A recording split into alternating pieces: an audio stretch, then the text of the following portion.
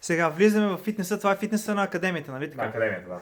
Добре, веднага това, което ми направи впечатление и като цяло и с цялата база, има такива листчета с съвети, с мотивационни, нали, цитати или нещо подобно. Тук сега да речеме какво да правим, когато бушуват така емоциите в нас и момента не е много, нали, подходящ.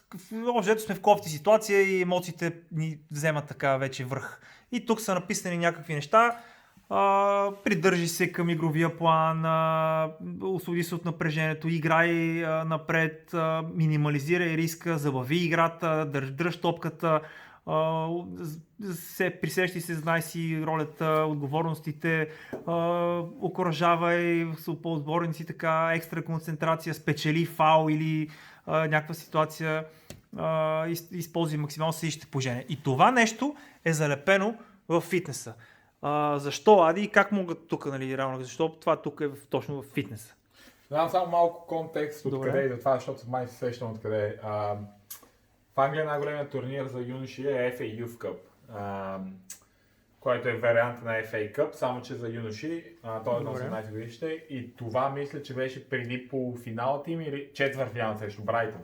Ние стигнахме до полуфинал миналата година, това ми е най-доброто представяне от 10 години сигурно. И едно от нещата, които преди това ние много говорихме и правихме обучение около, е нещо, което казва в Англия моментъм. Моментъм е заряда на матча. Тези матчове, моменти в матча, когато публиката на крака, примерно, и изведнъж ти всичките фенове са срещу теб или изпуснеш положение и се чувстваш едно света се е сринал, или тези периоди в матча, да кажем, ако се сетиме за Атлетико Мадрид, където 15-20 минути нон-стоп топката е пред тяхната врата и те трябва да оцелят с тези 15-20 минути.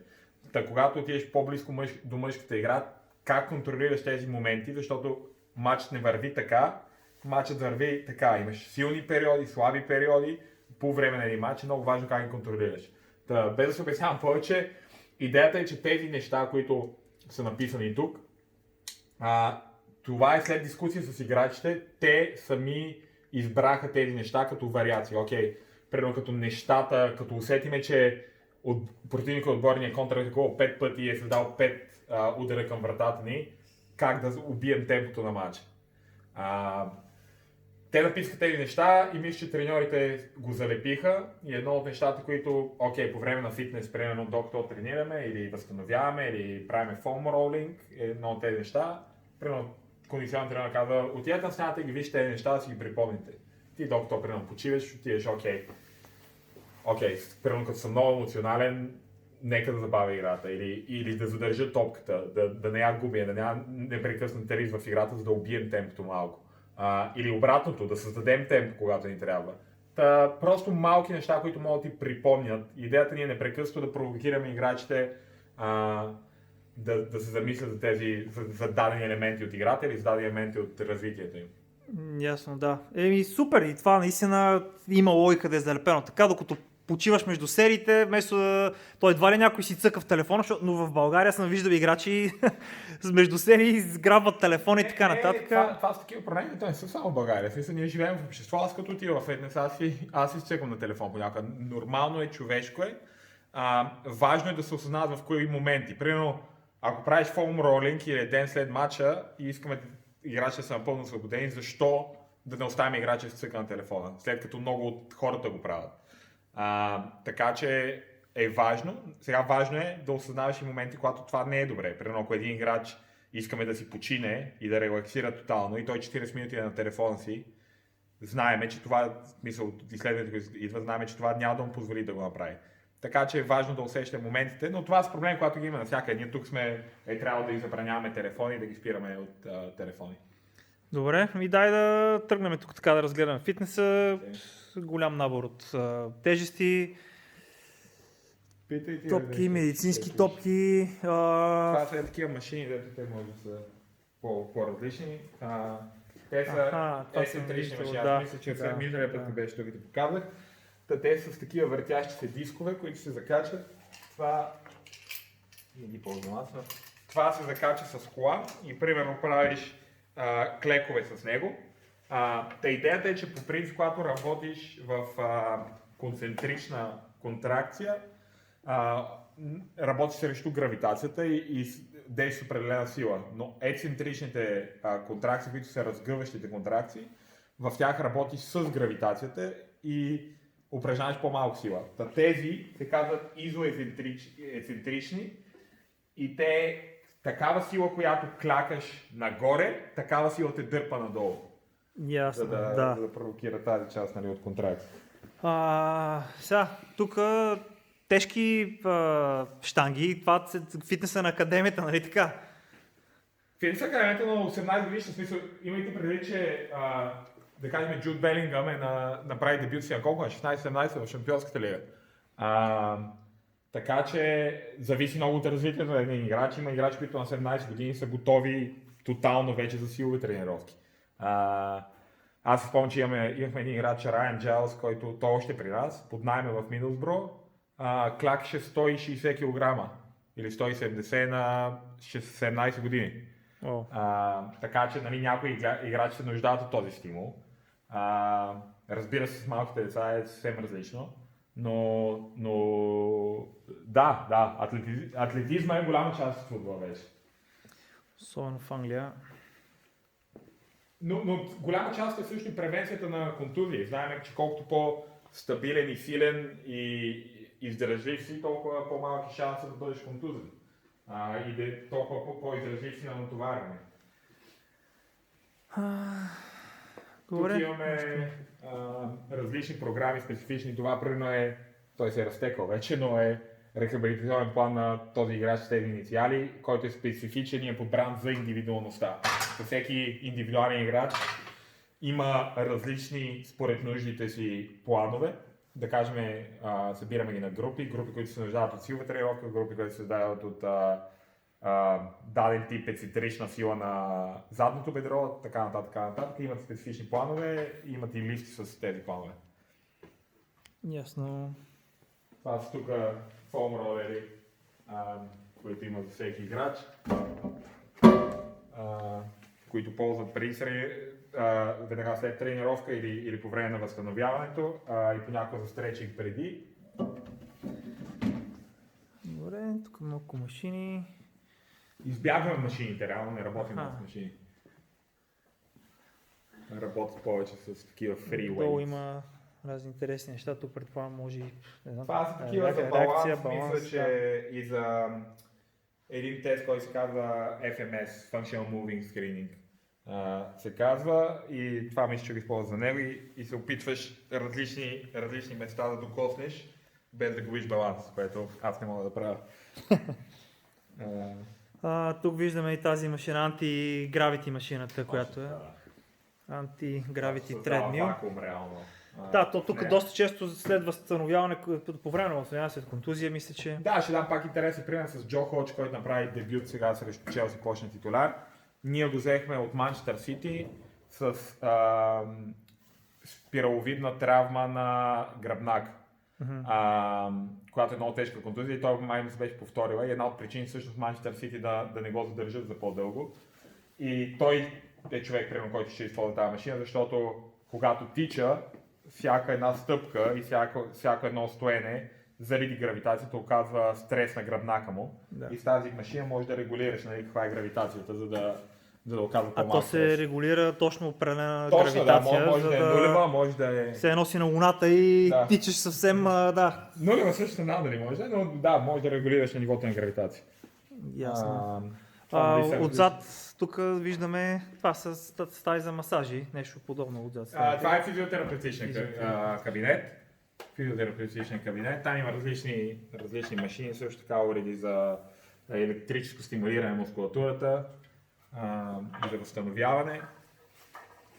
Тук имаме такава машина, тези платформички, които измерват, по принцип имаш платформи, които измерват силата, която оказваш в земята. И това примерно може да измерва различни неща. Силата ти, изометричната сила, концентричната сила,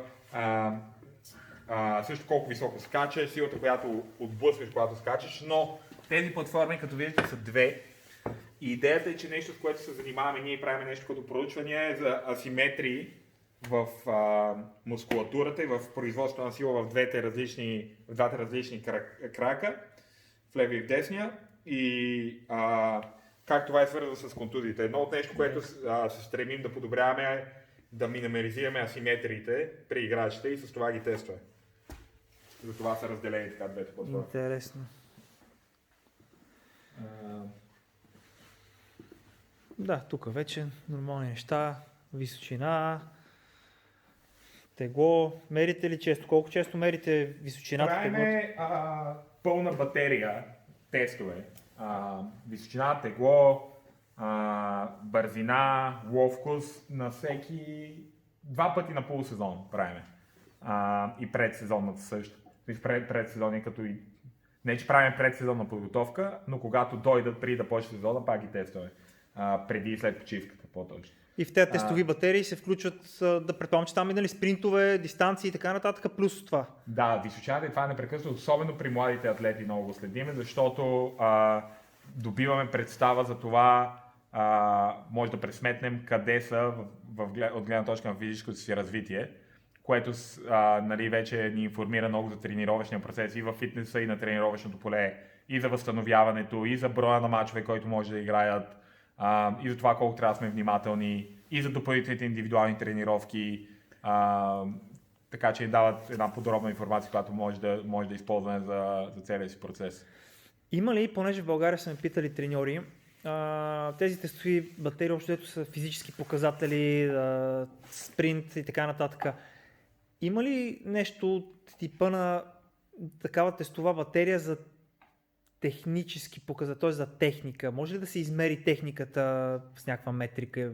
Правили ли сте го, например, някакъв дрибъл за определено време през някакви конуси, шапки, жонглиране или нещо такова? Имате ли? Правите ли? Можеш да ги измериш, със сигурност. Можеш да измериш колко пъти под 5 метра оцелваш система. Можеш тези светлините да сложиш, които светват ляво, колко бързо реагираш да оцелиш. Може дрибъл, колко бързо минаваш. Има различни тестови батерии, които в интернет всеки може да намери. Моят въпрос е дали измерваш, както във всяко едно тестване, дали тестваш това, което ти искаш да знаеш. Ти като измерваш дрибъл между шапки, дали разбираш повече за това дали играчи могат да дриблират добре между играчи в игрови обстановки, или измерваш дали дриблират добре между шапки. И също е с подаванията. Дали измерваш колко добре подават от точка А до точка Б, или колко ползотворни са те с пасовете си в играта. Това би бил моят въпрос. Кое от двете измерваш? Защото, примерно, аз спекулативно бих казал, че има играчи, които са много по-слаби от Меси, но могат да дриблират между шапки по-бързо от Меси. Защото това няма нищо. Дрибъла и преодоляването на съперник няма... Там имаш концепция, имаш някакъв...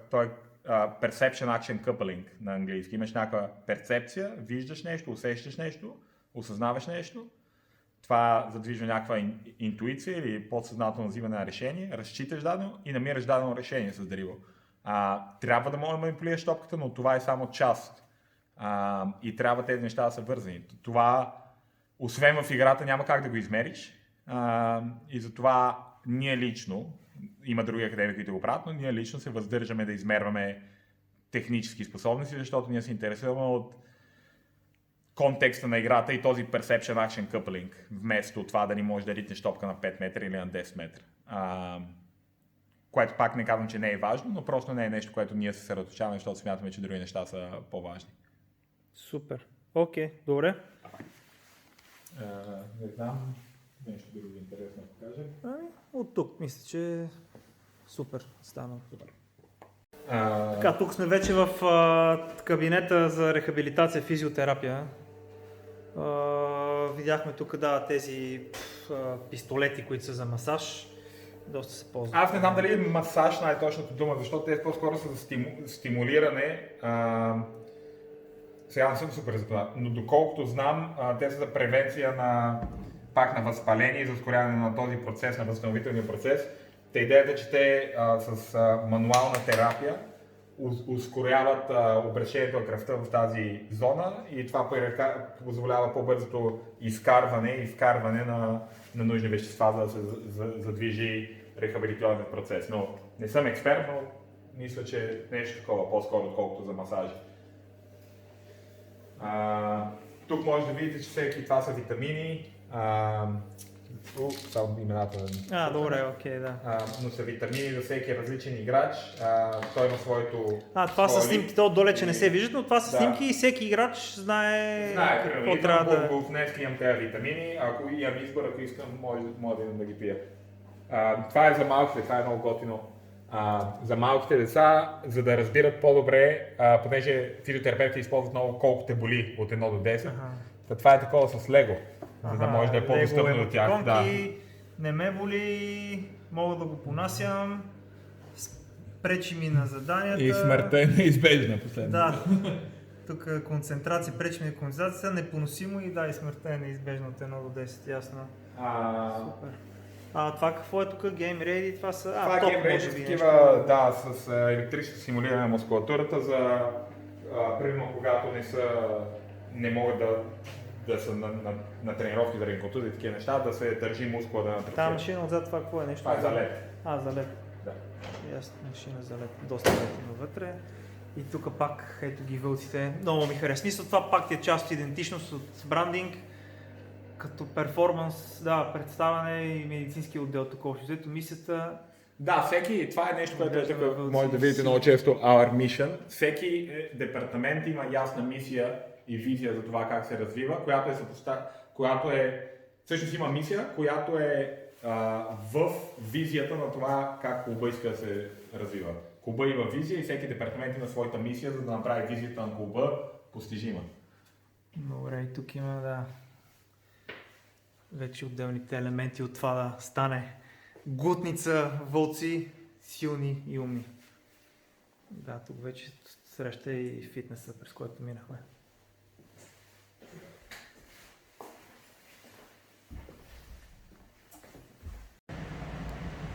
Това, което виждате на земята, са няколко останали GPS-а, които отсъстващи деца от днешната тренировка не си поставиха. Като цяло отново не сме в балона. Две групи тренират заедно 2008 и 2009 година, като правят обща загрявка в момента. Децата след това ще си отидат при съответните треньори, при Ади и при другото момче. Това, което ми направи впечатление, е, че още от тази възраст, реално погледнато от 2009, абсолютно всяка тренировка, всички деца носят GPS-и.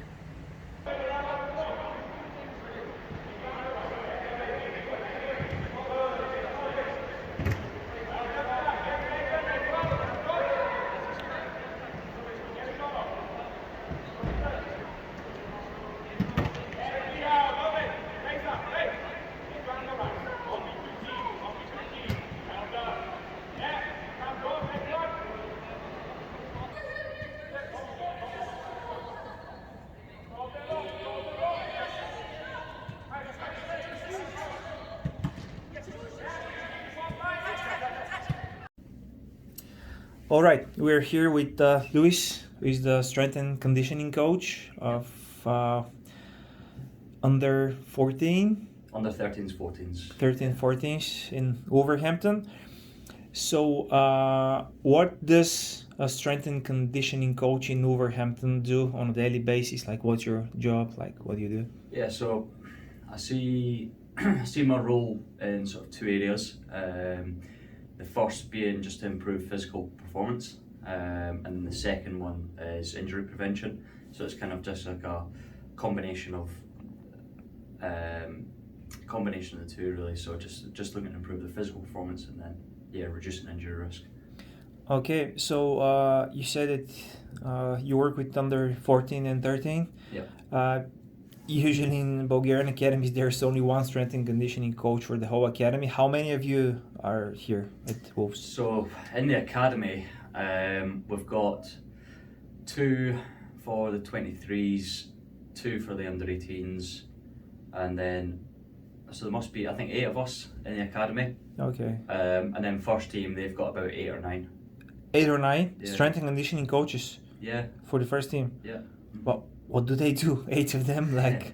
Well, they have to be a lot more specific. So one will be specific for rehabilitation, want to be specific for GPS analysis or long-term strategies for GPS. So they're very niche and kind of very specific in their role. All right. Whereas in the academy, kind of more generalized. Okay. We just have Adrian join, so yeah, then he could add some questions to what we speak about. Yeah. So let's just go specific for your age group, under 14, under 13s. What is important for you? What are your goals basically with the kids of this age for you, strength and conditioning? Yeah, so it's an interesting group, 13s, 14s, because they're going through their growth spurt. Yeah. So I think my main objective is get them through that stage, moving well. So if that's running well, if that's being able to squat well, that's kind of the main objective. So that when they get past their growth spurt, they can then put on a bit more muscle from the gym, and they're ready to go straight into that. All right. So do they already use weights, or is it just body weight things that you do? Yeah, we use weights. They start under 12s is when they start getting into the gym environment. Okay. But they don't start to put on weight until under 13s. Okay. And even at that age group, it's still fairly light, because we're working a lot on technique and improving the technique first. Okay. Under 15 is usually when we're quite happy with them to then progress the load where they can start going heavy with the lifts. Okay. How many days per week do you go in the gym, and you basically how many times per week you do some more specific work with them instead of just basic things during the football training session? So in the gym, it'll be between 2 and 3 times a week. With under 13 and under 14? Yeah. 2 and 3 times a week? Yeah. For how long? 30 minutes. That will be before training session, or separately? Totally. It depends on the schedule. So whatever works best for the boys for the schedule. Sometimes we pull them after training, hold them back for an extra half an hour to get a gym session with them. All right. So usually I ask Adrian. So you get in. So I ask him, like, usually the training sessions are 1 hour and a half, more or less, something like this. Sometimes 2. 1.5 hours. 1.5, yeah. So that means that if you do the half an hour, that will be in addition to the 1 hour and a half. Yeah. 2-3 times per week. Yeah. Okay. Wow, that's interesting. Do you, at this age group, do you do the lower body, like leg works? Like, how do you do it basically? Yeah, so upper body, lower body. So we only do lower body through 13s and 14s. Okay. It's not until they get to under 15s where there's the added benefit really of doing upper body. Okay. It's just working with what will produce the best results really. And what we see is that if we're focusing primarily on the lower body, the boys will get a better effect from it, and performance will improve. All right. I just spoke with your one of the nutritionists in the club. Do you communicate, and how important is it, like, for players to recover after training sessions? Do you recommend them to take some food after that, after the strength and conditioning training sessions? And yes, I don't push supplements or anything extra. I just focus on doing the basics well. So sleeping a lot, eating good food, and staying hydrated. Really, that's the kind of big 3 that if you do that well, then recovery should be fine for the boys. Okay. Weights, it's a big topic in Bulgaria. Coaches, arguing all the time from what age group should, weights be included, up until what age group, just body work, push-ups, planks, stuff like this. You said that you introduced them slowly from under 13, 14s. What's your opinion about body weight against weights, and to what time is it really beneficial to start with weights of 13, 14s? Yeah, so body weights exercise are good up to a point, I think. If the technique's not very good, then bodyweight's a good place to start off with. But once your technique's good, you can almost plateau on bodyweight, just doing bodyweight exercises. Yeah. So adding weight obviously just increases the resistance, so it'll help the improve adaptations a little bit better than bodyweight. And all the research that I've seen, and it's one of the biggest myths that strength and conditioning is not good for kids. What's your take on sort of technique? You know, like because obviously squatting without weight in terms of technique, I can have good technique squatting with high weight. When I'm squatting with a bar on my back in weight, then the technique changes, doesn't it? Yeah. So do you think like there's a benefit on terms of starting adding weight gradually actually helps them move better as well and perform the techniques better when it comes to say at 15, 16 is when they go past the growth spurt, actually performing the exercise with a lot more weight on? Yeah, because if you only done bodyweight up until you were ready to go in the gym, it would almost be too big a jump to then, okay, I'm going to start adding a lot of weight. So it's a good way to kind of, we'll slowly start with dumbbells, improve to like barbell work, and then so it's not a big jump when they go into 15, 16s. All right. One of the things Bulgarian coaches say, the bones of the kids were softer, so they think it will stunt their growth if they say. Yeah, there is squat this with weight. theory. Yeah. So, Yeah. I heard that as well growing up, and it's. there's no evidence, is it? No, there's no evidence at all for it. It's just one of these myths that's just stayed, and it's. Yeah, there's no evidence to back it really. Like, I don't know if you get if you cause stress fractures, you know what I mean, and you constantly load things with weight, then that will have an effect. But you're probably more likely to get a stress fracture from running in the astro then. Yeah. So when you sprint, there's a lot more load that goes through the body than when you do a squat, for example. And we're fine with letting kids sprint up and down a pitch all day, and it's actually more impact from a sprint than there is from doing a squat On with your weight. balls, yeah. Yeah. I think like things like that is probably like it's a scientific debate, isn't it? So if you have like a question like that, it's probably, if that's the theory, then there needs to be some research done and data that suggests it's like that. You can't just claim, well, the bones are softer, so you won't grow. Yeah. So. All right. Yeah. Well, I mean, as long as you have healthy kids playing football here, doing great job, getting in the first team, so it must work, you know. Yeah. And for me, not just for me, I could say that for most of the football, you know, people in Bulgaria, we look up to Premier League and English football basically as the standard, the highest standard in football in terms of like strength and conditioning and players looking like really masculine and athletic. So nowadays it's obvious that without this extra work, it's not possible to play at least in the Premier League. And for you, in the modern game, how important is it to be, you know, athletic? Because first of all, football is a sport played by, you know, must be played by athletic people, and then comes everything else. But how important is it in the modern game?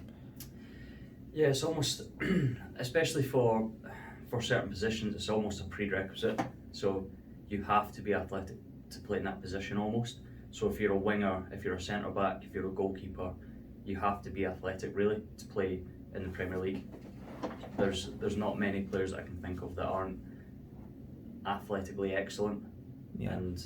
and made it to the Premier League as those positions in particular. We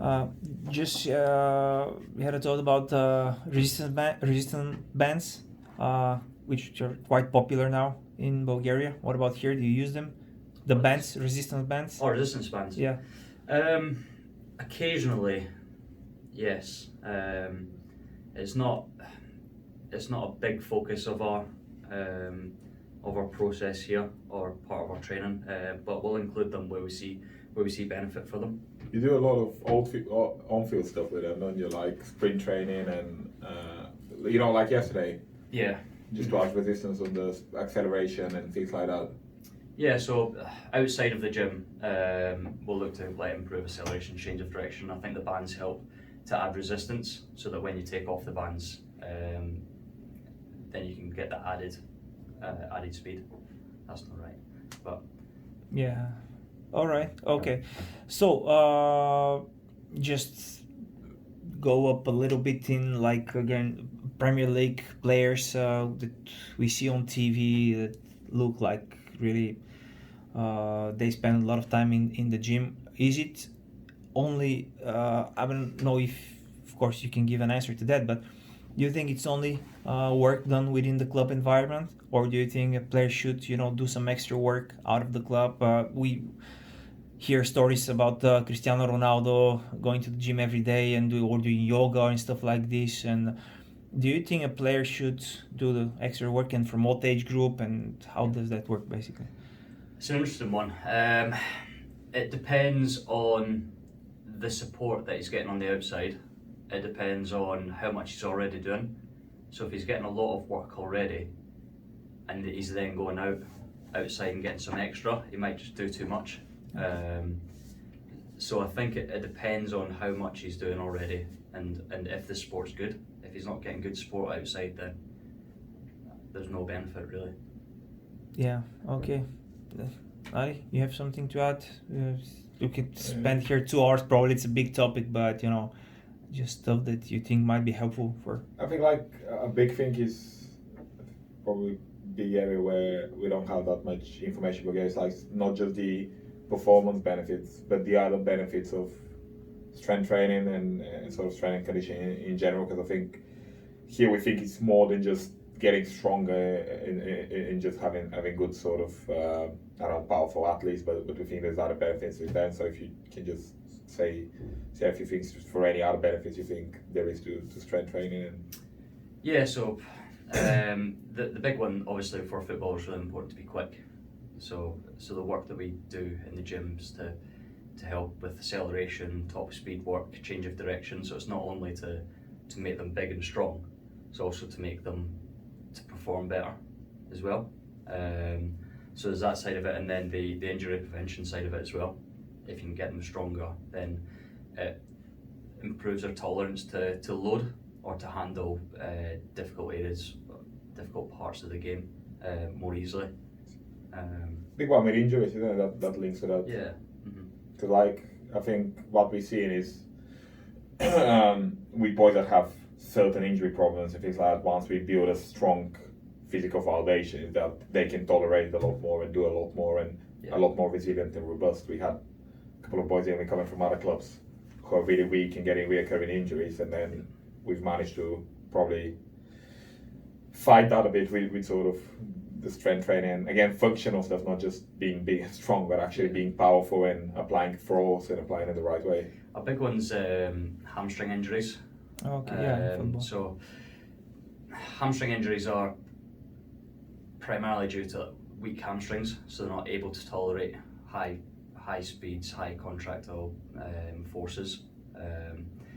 So if you improve that in the gym, if you improve their ability to manage the load, to manage force at speed, then it'll be better going forward, really. Okay. One thing I think just in terms of his job is say here we don't separate the physical part necessarily apart from the pure physical components, so like top speed training or whatever. We don't separate the physical part necessarily from the football part, so we do a lot of integrated work. So we won't work on the physical and then separate them, work on the technical and then separate them and work on the tactical. We try to work everything within the sort of football context. So he'll do some extra physical work, but then when we go on the pitch, it's important that sort of we have conversations and things when it comes to how can we design our sessions within a football context so we get the physical out as well. So I think a big part of his role is around that as well, in terms of us getting together and thinking, okay, well, today needs to be, we want to, I don't know, work on counter-attacking, what sort of physical parameters we need to include, what sort of physical things we need to consider so the boys are actually hitting those. And when it goes to the higher age groups, there's even more emphasis in a sense of how many sprints at max speed do you hit during a session and all those things that we look at. And again, from a coach perspective, it's good in terms of understanding are you actually, so for example, you want to work a lot of counter-attack, then the sprint speed, if you have space to break, is really important. So having the information of that could be useful. Yeah, so things like that we try to integrate. Even sometimes like we do like, within a football session, so for example, defending long balls. Yeah. Whilst we coach in some technical and tactical elements, like if he's on the side, he may observe some physical stuff. So the way they strike, the steps they use, so maybe using crossover steps rather than just backpedaling, and things like that. And then he may jump and actually correct some of the players, so help them out. So again, trying to integrate that physical bits we do with actually what happens on the pitch. So they may practice something like turning and then going into top speed, but that's a part of the element as well. So if you think like a defender defending a long ball, he may anticipate, start cross-stepping, and then as the ball gets played, he'll turn and accelerate to reach the ball. And we just try to link what he's done before to what then we're doing after with them. All right, that's interesting. Just okay. Let's wrap it up, and I'm gonna ask you about your PhD. I know that you do. It's interesting. We spoke about it in the morning. Basically, the importance of having both of your legs develop in the same way. So, can you share a bit more? Why is it important, and can you actually measure it in do you think clubs in Bulgaria, they don't have such high-tech devices? Is it measurable in normal conditions like with? Yeah. So there's obviously with iPhones now or phones, there's loads of apps that are out there. So there's one that's quite good for measuring jump height. Okay. It's called MyJump. I think it's called. So that's just a basic one that you can use to tell the difference between jumping off your left foot compared to your right. And if there's a big difference between the two, then what we'll look to do is try and balance out the weaker leg to match the stronger leg. All right. So basically, for asymmetries, the research is showing that there's both a improved performance, or there's a performance reduction if limbs are asymmetrical, and also there's a increased injury prevalence as well for limbs where there's big differences between strength or power. All right. Well, that's for sure interesting. Well, I think it's really these small details that makes the difference after all, and especially in your sphere, strength and conditioning, always new stuff coming up, and how the body works, etc. Okay, thank you for your time, Ari. Something else, or just I think we've covered most of the stuff. Thank you for your time. I appreciate it. Best of wishes with your PhD and future career development. Thank you. И влизаме на едно много интересно място. Това е ресторанта, столовата или както искате да го наречем. Performance Kitchen. Performance Kitchen, да. Това е много хубаво. Performance Kitchen, което... Как да го правя на български? Performance Kitchen... Кухня за шампиони. Кухня за шампиони. За добро представяне. Да.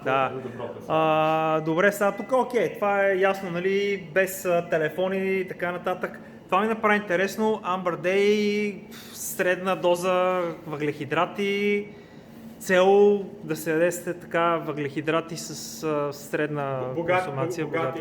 Богат на въглехидрати.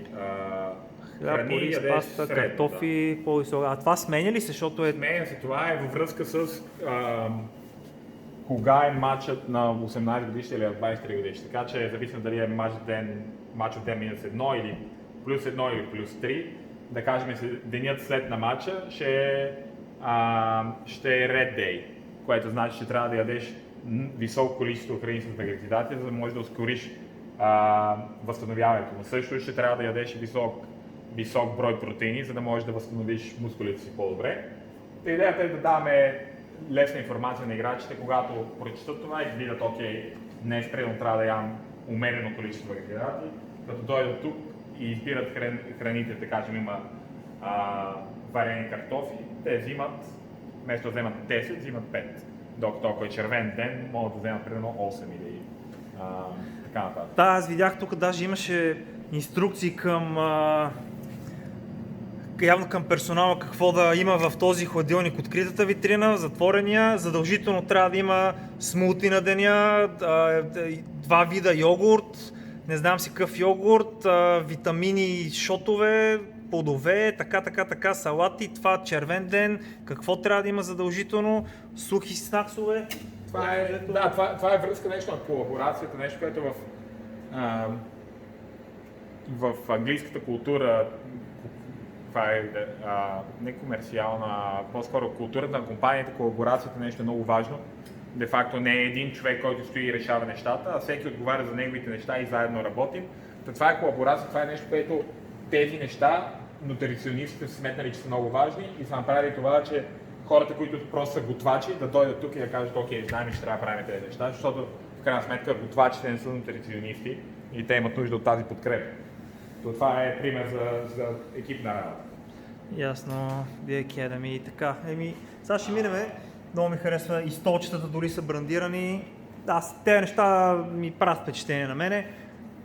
Имаше... Наскоро дали брандинг, нещо, което пак може би е свързано с българската действителност. Всъщност сградата, която имаме ние, в сравнение с другите отбори в Премиер Лиг, не е нещо особено. Така, това ми направи впечатление, че десерт на деня. И искам важно е да го прочита, защото тук се съдържат много неща и то по принцип вижте какви са десерти. То общо взето не е някакви шоколадови глупости. Десерт на деня. Защо?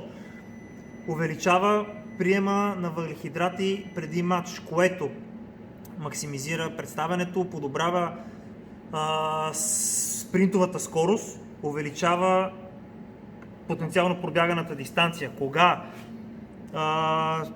Когато ядем здравословен десерт, това е страхотен начин да увеличим приема на въглехидрати преди матч и да се подготвим. Така. Това е идеята, че нещо, което се опитваме с нутриционизма също, което според мен е много важно да се разбере, или с диетологията, че не трябва да става аз ще ям само бял рис и варени картофи по цял ден и пилешки гърди. Всъщност ти можеш да ядеш различни неща, но трябва да разбираш кога, по колко и защо. Това е нещо, което се опитваме да не убиваме играчите и също понякога има браунита, ако са ден след матч, примерно един път месечно, защото все пак са хора.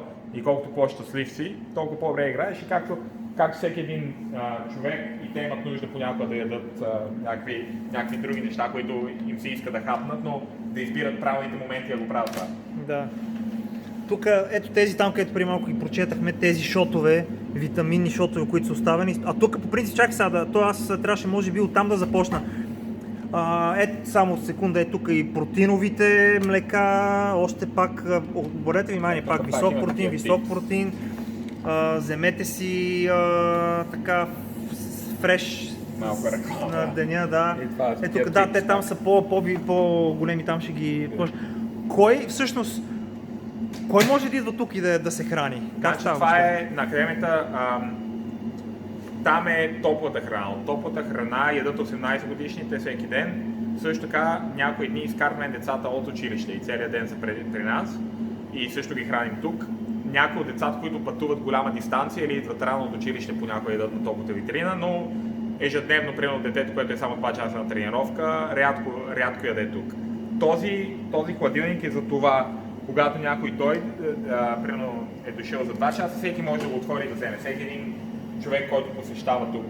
Тоест всички деца от академията. Всяко едно дете, защото другото, което е да имаме голяма демография. В България еквивалент би било някое дете от ромски произход, което няма пари, идва на тренировка, играе зле, но също може да е, защото не яде въобще. Да. Но и предоставяме тази възможност, примерно да ядат или да вземат нещо за вкъщи, за да може да им помагаме, защото има някои деца от демографии, които са много бедни.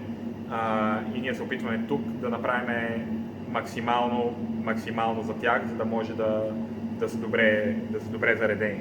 Ясно. Тоест, тук тези плодове, протеинови млека могат всички деца от академията да дойдат да си вземат, също предполагам и тези неща. Вземи си една ябълка. Също предполагам, овесени ядки и такива неща. Това го прочетахме. Това ми направи много интересно впечатление. Така. Гориво, от което се нуждаят играчите. Така, и тук Сега, зависимост от порциите, какви са изискванията за деня, трябва да възстановим, т.е. да приемем протеин, трябва да се енергизираме, с въглехидрати и трябва да се предпазваме и сърцето и въобще като цяло мускулатурата с плодове и зеленчуци. И сега имаме, когато има почивен ден или лека тренировка, разделени горе-долу поравно 33%, една чиния. Това е месо, яйца, риба, картофи, ориз, хляб, зеленчуци и смутита зеленчуци. Това са общо взето чинията ни има по 1/3 от всичко.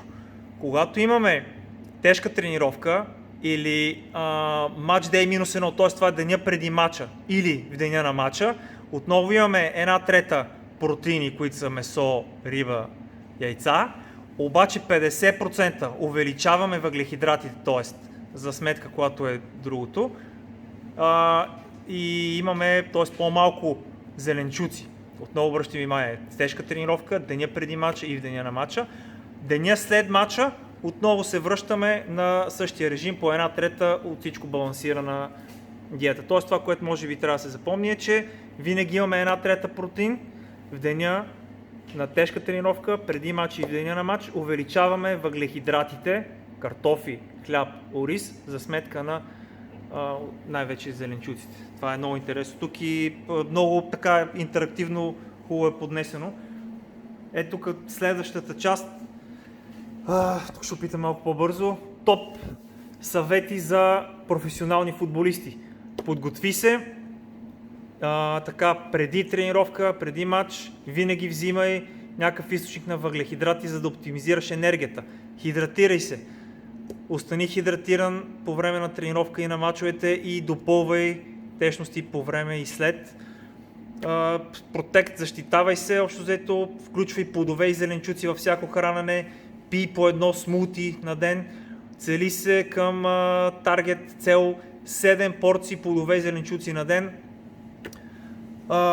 Така, презареждай, яш в рамките на 1 час след тренировка и матч, включи висока доза протеин, за да възстановиш мускулатурата и висока доза въглехидратни храни, за да възстановиш енергията. Възстановяване, отново включи източник на протеин във всяко ядене, което правиш. Стреми се към високопротеинови храни на всеки 3-4 часа. Пи чаша мляко преди лягане, за да спомогнеш за възстановяването през нощта. Като млякото съдържа,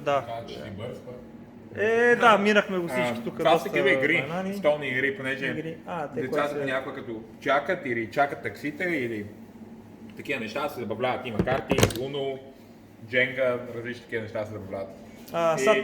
Протеин и креатин. Шейкъра, протеин, креатин могат да си правят децата. Кои деца могат да ползват тук това? 16, 18 и 21 годишни. Могат да идат и си правят протеинови шейкове. Да. На тяхно разположение. Предполагам, който има нужда, казано му и така нататък. Да, понякога задължаваме, примерно, ако е даден момент, но повече ще може да игрира. Информация за алергени, супа на деня. Това също те взеха. Прибори, да. Това е ресторанта Столът. Което също ми направи впечатление, мен беше странно. И на кампа си спомням, като отидохме с тебе и карахме децата да си отсервират. Сервитьорите ни се караха, но в Англия има такава култура на малко сервитьори, има култура на отсервирането.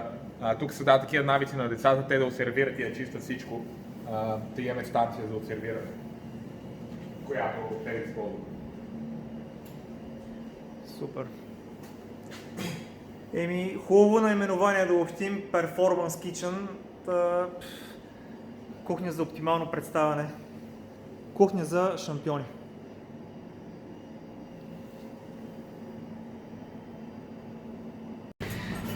Виждате и закуската сутрин, която е за момчетата.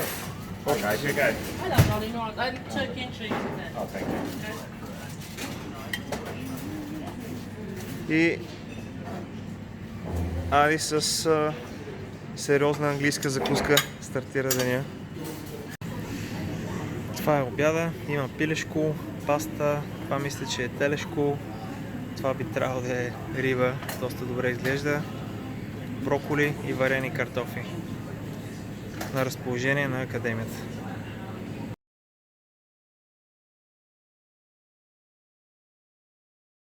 Днес в кухнята има червен ден или високо въглехидратен ден, който е денят преди матча. Виждате какво трябва да ядат.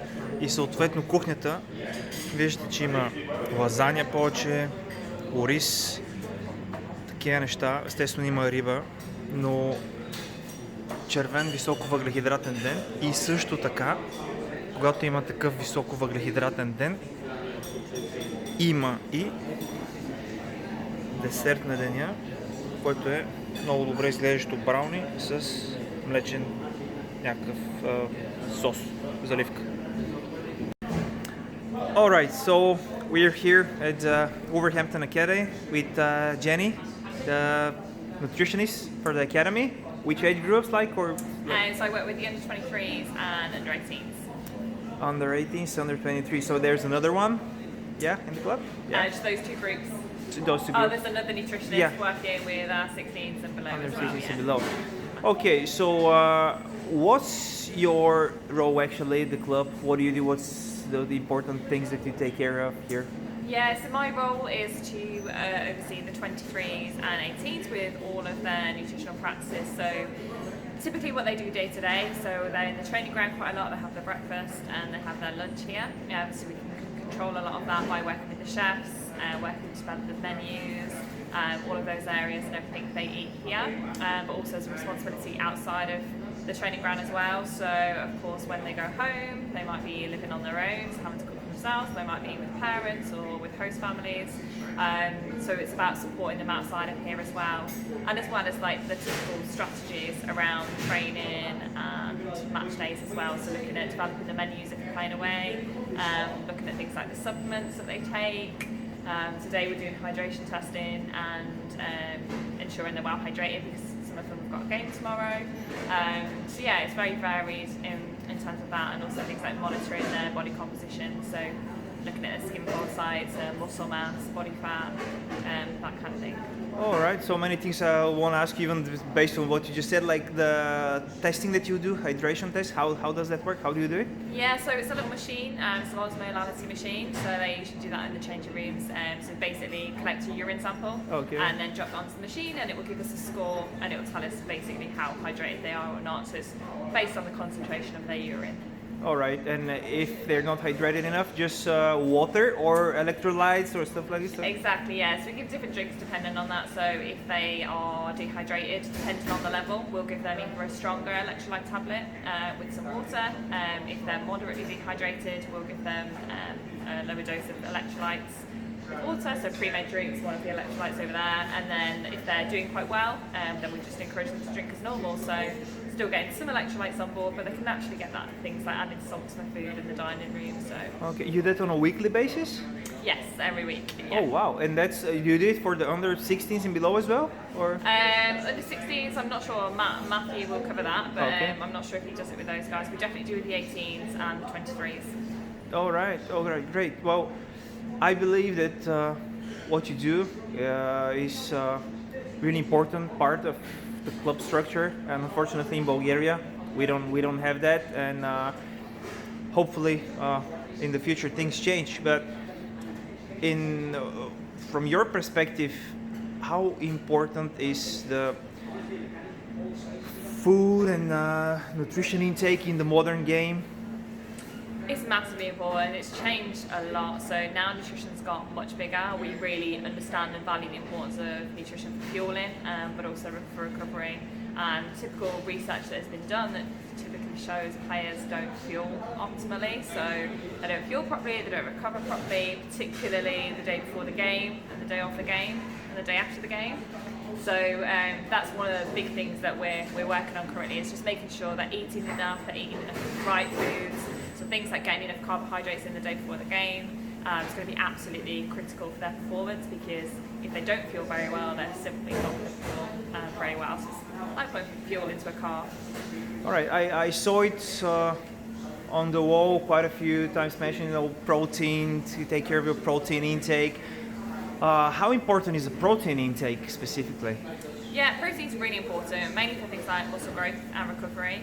And starting with our younger players coming through, they're growing, they've got the extra demands of development, so it's really important that they need those. So purely just for general muscle health, reducing things like muscle soreness, and supporting the growth and development of that as well. So typically with protein, we ensure that each meal here certainly has a good amount of protein. There's lots of different protein options, and then of course when they go home as well. So here we provide them things like little snacks bags where they can go and take some protein snacks with them, so whether it be protein bars or milkshakes, high protein yogurts, things like that to take away from here, so they get those protein feedings evenly throughout the day. So a lot of them might get it with their meals, but not necessarily with snacks. But as well as the total amount of protein, the timing is really important as well. All right, you mentioned earlier that you also do the kitchen stuff that goes out of the kitchen, like you advise what's being cooked on a daily basis so that the right balance is met, like with protein, stuff like this? Exactly that, yes. The chefs do a fantastic job of obviously using their skills to cook the food. We have some input on it from a nutrition point of view where we're basically advising what to have, so a certain amount of carbohydrate options on that day, a certain amount of protein, depending on where we are within the week. There's a game tomorrow, which there is today.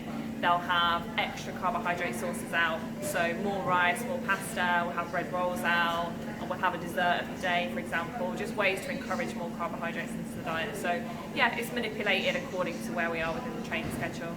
All right, just because we are standing next to the protein shakes there and protein powder, from what age would you recommend usually players to begin taking some supplements, and just let's say this protein?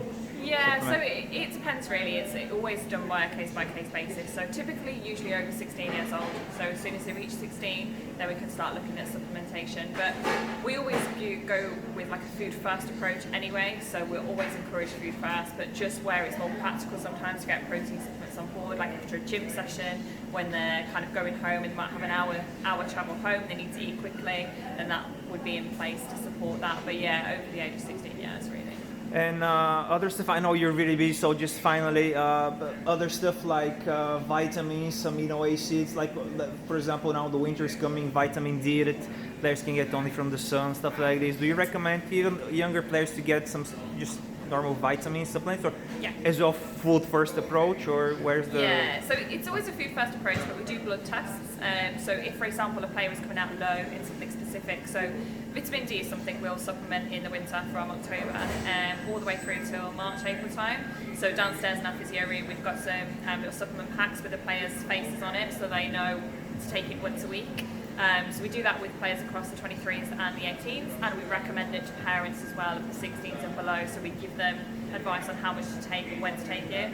As for things like multivitamins, again, that's if the player really needs it. If they've got a restricted diet, then we'll support them with multivitamins. But if someone's got a generally healthy, well-balanced diet, there's no need for a multivitamin. So it's just in the case of deficiencies, basically, but we monitor that well through things like blood results.